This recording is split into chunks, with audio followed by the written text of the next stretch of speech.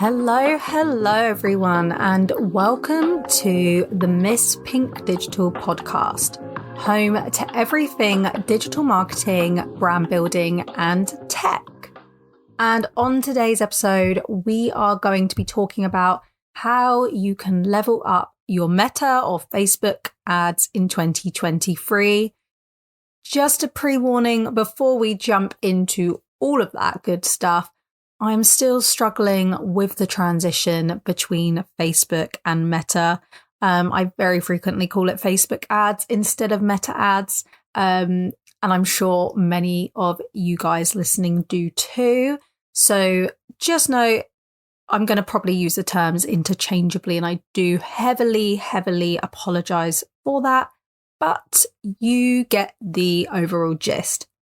So, Meta ads in 2023. We've had a wild ride with Facebook/Meta over the past couple of years since the dreaded death of cookies and iOS update. People have been looking at new ways to counter the tracking issues that they have within the platform while still generating an ROI and scaling their business, especially through this medium. Facebook or Meta is a great medium to scale your business because it heavily relies on a push marketing tactic. So if you have a product or brand that isn't necessarily as known by the public to where they would search it on Google, it's a great way to boost awareness for that because you are pushing your ads onto the user. Therefore, it's not a platform you should necessarily stop running ads for altogether, and you should find ways to make it work for you. That's the key message of this episode.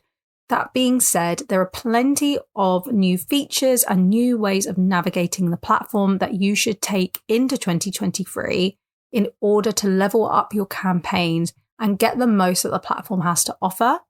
I would highly recommend, if you're not already doing it, to watch other webinars to do with Facebook ads and how marketing agencies and Facebook ads professionals are running their campaigns.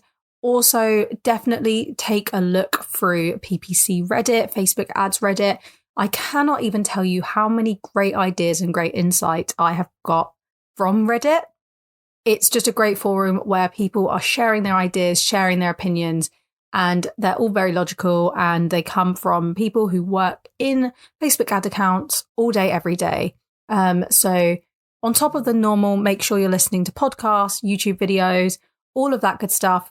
Please make sure you're checking out the Reddit forums or any discussion forums where you can get other people's opinions. These ways to level up your Facebook ads in 2023 are just ways or just things that I've gathered from speaking with Facebook myself and reviewing data from the past year, watching podcasts, watching webinars, seeing people's opinions, and managing a lot of accounts myself and doing a lot of testing, a lot of monitoring, all of that stuff. So it's not an extensive list, but it's a good place to start and form your opinions on. So let's get started. I'm going to start off with a bit more of a technical one just to get the ugly technical stuff out the way. And that is CAPI. CAPI is going to be your best friend in 2023 if it's not already. So those who don't know what CAPI is, I'm just going to start off by explaining it, and then we'll go into why it's beneficial, why you should have it, and what it can bring to your account and your advertising.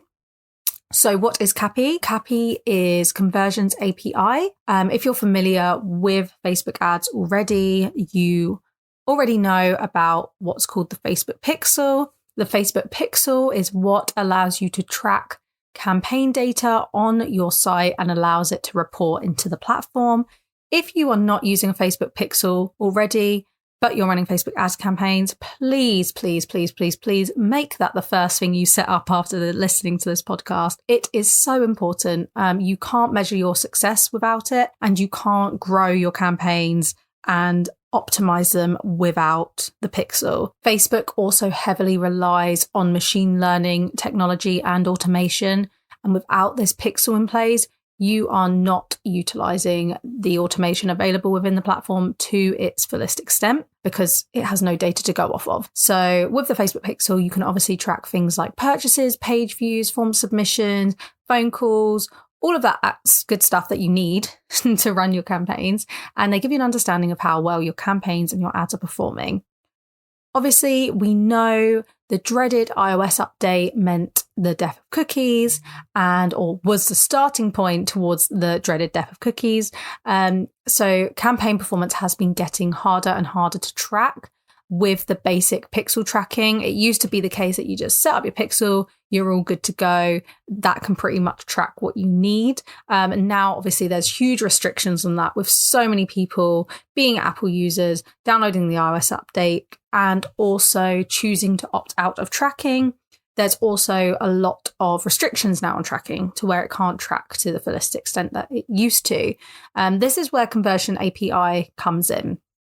So when you've got your basic pixel tracking, that basically tracks at a browser level. Because it's tracking at a browser level, it can only get a certain amount of data. Whereas what Conversion API allows you to do is track at your server level as well. And it will work in conjunction with the pixel tracking to track users at browser and at server level.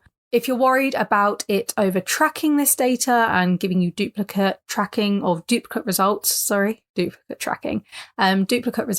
providing it is set up correctly and the documentation is followed that is available within the platform, it will cancel duplicates out. It will track when an event is the same user, and it's called within the platform is deduplicate the event. So you shouldn't be tracking, or you shouldn't be double tracking, but what it should allow you to do is in instances where you have a conversion that's tracked at server level but not at browser level, it picks up on that data and can track it within the platform. Sometimes there is conversion data that's missed when it's not tracked at a server level and only at browser level. So it will give you more conversion data to go off of, and also it will give more data for the platform to run off of as well. So basically, the more data you can feed into your campaigns, the more you can gain from them. This is why it's so important to have as a number one checkpoint on your to-do list, because it will really help you in 2023 as tracking gets harder, as more restrictions get pulled into tracking, because I guarantee you there will be more as more updates come out. And as these platforms shift to a more automated model, you need to be feeding them with as much data as possible to make sure you are getting your money's worth. Now, it can get quite technical. If you're using a platform such as Shopify for your website, it can be relatively simple to set up because there are integration options available within the platform to make it easier. However, if your website is a bit more hard-coded, then you may need to seek a professional web developer to implement Conversions API for you. So that would need to be consulted on an individual basis, but there are general web platforms like Shopify, like WordPress, where they do have the plugins and integration options available for you. So it's just about doing your research and finding the best fit for you. Now, the next thing I am going to be talking about is your competitors, and more importantly, having an understanding of what they are doing. So as we know, it's no secret, the online space is massively growing in competition. CPMs are more expensive than they've ever been before. Cost per click data is more expensive than it's ever been before. And it's getting harder to make an impression and grab the user's attention, especially in today's day and age with the likes of TikTok. We take TikTok, you've got a platform where everything is very instant, everything is very quick, and it's really appealing to our shortening attention spans. And our attention spans are shortening because of the likes of TikTok. So now users are expecting content to be very digestible, very quick, and very easy to understand, which is absolutely fine, but we really need to get a grasp on how our competitors are doing that and how you can do better than them, basically. So how do we do that? I'm going to tell you about a secret. It's not really a secret, but not that many people know about it, and I feel like they should. I don't know why not many people know about it, but it's definitely a lovely little secret weapon.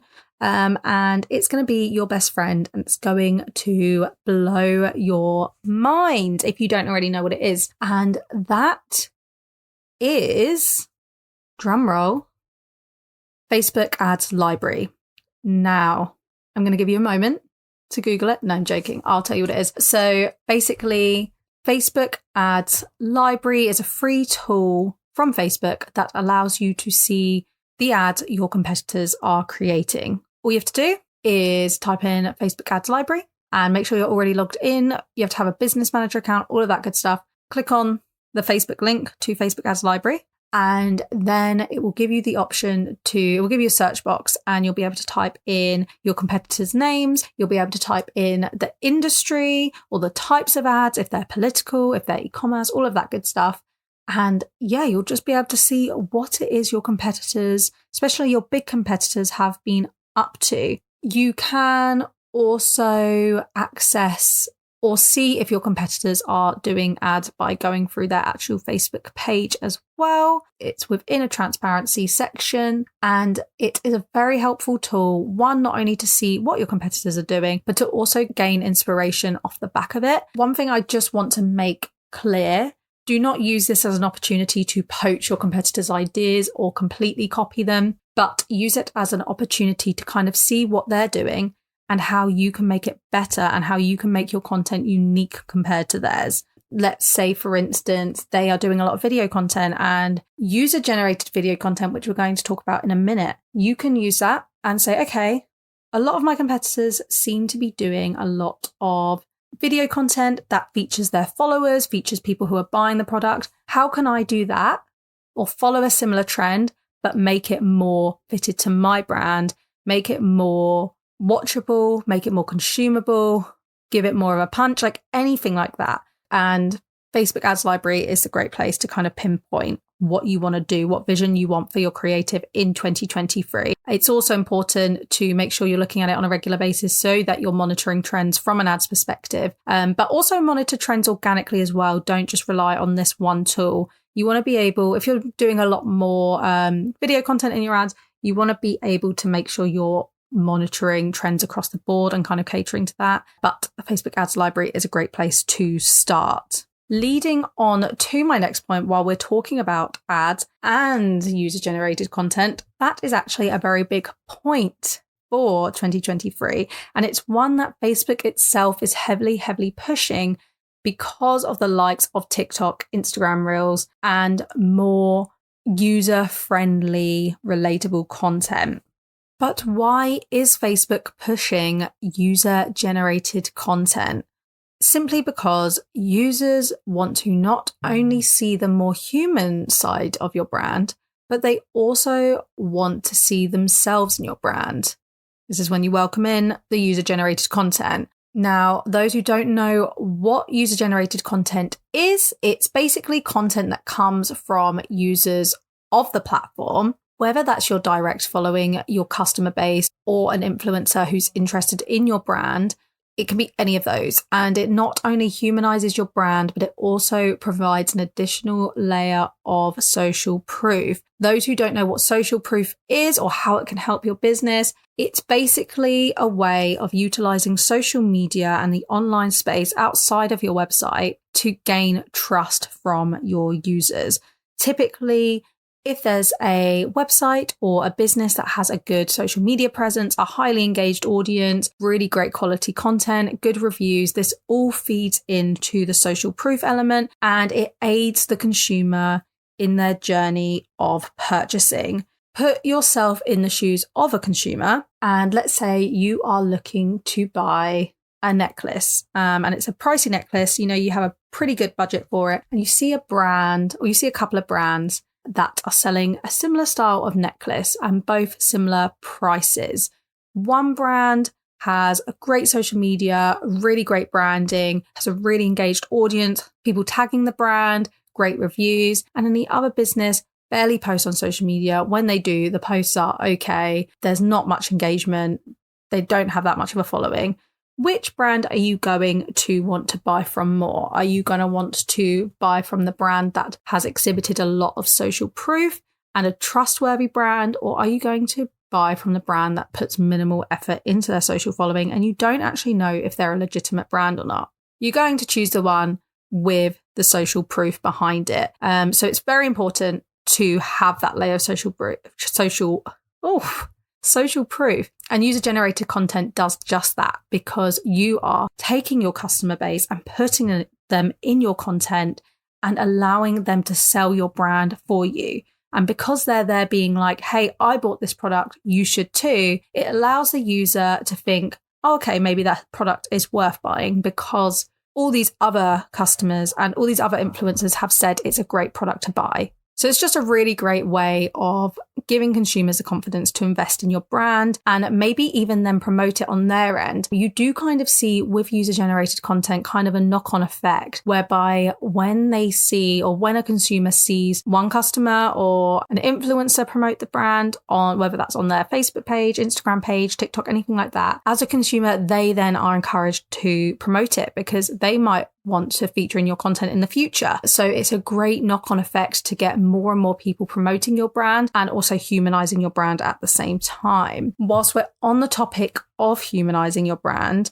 another thing that is definitely trending in the ad space and the organic space is imperfection. And what I mean by that is imperfect content is the new perfect. So gone are the days of heavily produced videos featuring conventionally attractive models, walking down a beautiful sandy beach and sunsets in the background, all of that, crazy high production quality content. And what people are actually looking for is the more relatable, easily digestible content. So similar to what I was saying with the user-generated content, they want to be able to not only see a human side of your brand, but also envision themselves in your brand. When it comes to creating this imperfect content, the approach is to give users a look into your brand that they haven't seen before, which works really great, not only from an organic perspective, but also from a relationship building perspective through your ads. So you can run them through, remarketing or retention campaigns to give your current audience and customer base a look into your business. Or if you wanted to increase your brand awareness, but in a more relatable way,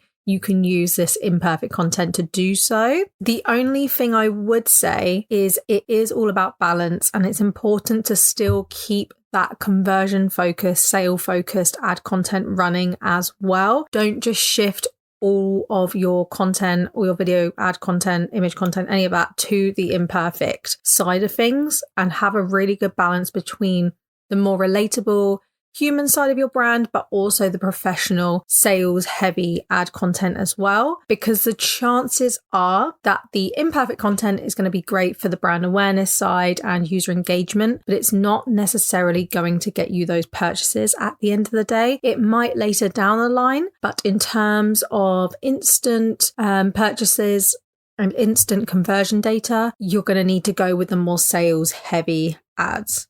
So, of course, still invest your time in creating the visually stunning content, but don't prioritize all your time into this content like you used to. Start incorporating those imperfect videos into your 2023 content plan. The great news about it as well is that it's not only what users are gravitating towards on social media platforms, it's also quicker to implement and often cheaper as well, because it's not as production heavy as what you are used to with the sales heavy videos. And the even better news is if you're unsure on where to start with this, gaining inspiration is really easy. You can easily analyze and access existing trend data through the likes of Instagram Reels, through TikTok, and mold your content around this. In fact, I would recommend making this a huge priority in your content plan, is setting out a time on a weekly basis, if you don't have time to do it on a daily basis, to analyze what is trending and to try and get that trending content out as quickly as possible. The one thing you want to avoid when taking this marketing approach to be more relatable is being the company that is 6 weeks behind a trend. It's embarrassing. We've all seen it. We all cringe, and we've all seen accounts making fun of those corporate TikTok accounts that just can't stay in line with the trends and are weeks and weeks behind and jumping on it when it's a dead trend and no longer relatable or funny. So just make sure if you are going to take the imperfect content approach, specifically focusing around what is trending and trying to jump on those trends via your ad content as well as your organic content, then just make sure you're monitoring them super frequently and jumping on the trends as quickly as you can to get that content out there whilst those video styles or content styles are still trending within the social platforms. And finally, the way you want to level up your Facebook ads in 2023 is ensure your organic content and ad content are working in harmony with one another. So I think the big thing at the moment within the online space is, like I was saying, where it's getting more competitive. We need to really start thinking about our branding as a whole and using ads and organic together to really push our branding and make it stand out. When you're building a brand, one of the most important things you can do is making that connection between your sponsored content and your organic content. So for instance, if your organic content uses certain color schemes or content styles, try and incorporate that into your ads as much as you can whilst making it sales focused. Doing this will not only enhance the user's experience, but it will allow them to understand your brand style, and it will kind of build this relationship between your brand and the user where they associate certain styles and imagery and colors with your brand itself. You've only got to look at some of the top well-known brands in the world. They all have a unique style that crosses over in their organic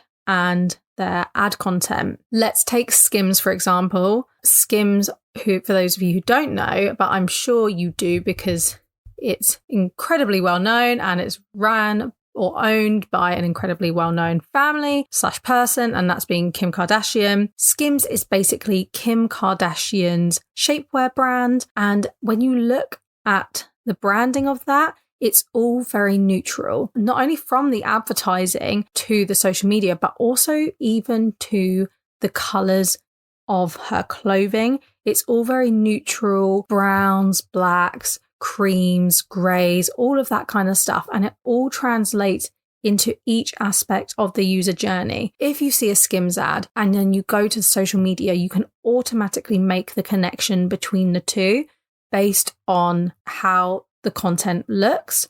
If you then go to the website, it looks the same as organic content and ad content. And then even if you go to the products, you can make that connection between all of them. And that's how you're going to help build your brand and build your brand's image and kind of attract the ideal audience you want to. If your brand is using specific color schemes and content styles, users who like that are going to gravitate towards your brand and towards your product. So really, really make sure that your organic content and your ad content are similar and are working together to create this overall brand story and brand picture in 2023. I think when people talk about or use the term brand building or brand awareness, especially when it comes to paid ads, people get very scared of the concept, which I completely understand because I feel like the term brand awareness comes with negative connotations that it's going to be expensive and you're not going to see a return from brand awareness campaigns themselves, because the idea is they feed into your purchase data later down the line. And obviously, if you have a small business, you can't really afford to be forking out loads of money just for brand awareness and just for building your followers, because you need to get that return straight away. So there are other ways you can incorporate brand awareness into your activity. And outside of just running full-fledged brand awareness campaigns and chucking loads of money at it, the quick and easy solution behind building your brand awareness, I say easy, it's still going to be a challenge, but it's not going to be as financially draining, is the aspect of making sure your organic and your ad content work together. You're already going to be shooting the ad content anyway and creating that ad content. What's stopping you from making it align with your organic content if you're not already? That's going to be the way you build your brand story and you paint a picture of your brand without throwing loads of extra money at brand awareness campaigns. One thing I would say, if you do plan on spending extra money in 2023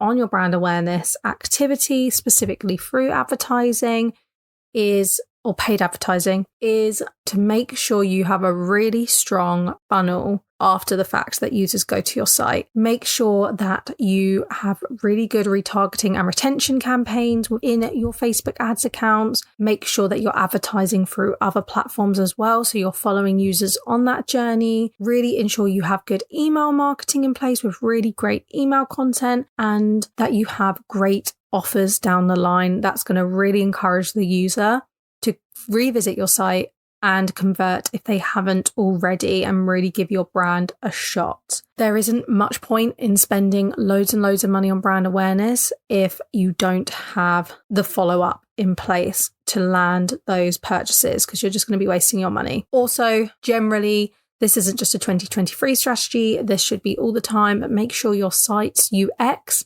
is all in place and all good. If you need to, maybe invest in someone to audit your site from a user experience perspective, or just start researching a bit more into user experience and how you can better cater your site to the user to make it more not only user-friendly, but conversion-friendly as well. And those are just some of the wonderful ways you can level up your Facebook ads campaigns in 2023. If you haven't jumped on these already, make sure you do, but also really make sure that, just like any year, you aren't afraid to test. You are testing things. You are trying to figure out what's working. You are listening to other people's recommendations and suggestions, but also factoring in your own business and if their suggestions would work for your business and for your budget. Don't just blindly follow people. Really make sure you're listening to feedback, but also incorporating it with what's worked for you in the past and how it could help sustain and build your business over the next year. Don't be afraid to ask questions. Don't be afraid to reach out to professionals who are doing this all the time, all day, every day, and are jumping on all of the different trends and different updates that Facebook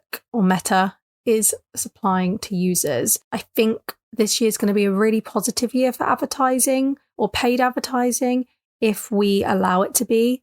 And we're really utilizing all of the updates available within the platforms, but in a sensible way. I think when it comes to automation, this will probably be a whole other podcast in itself, but when it comes to automation, it's a very smart tool to use, but you have to use it carefully. And one thing I would say of automation is to utilize it where you can, but also whilst using it, try and retain some form of control.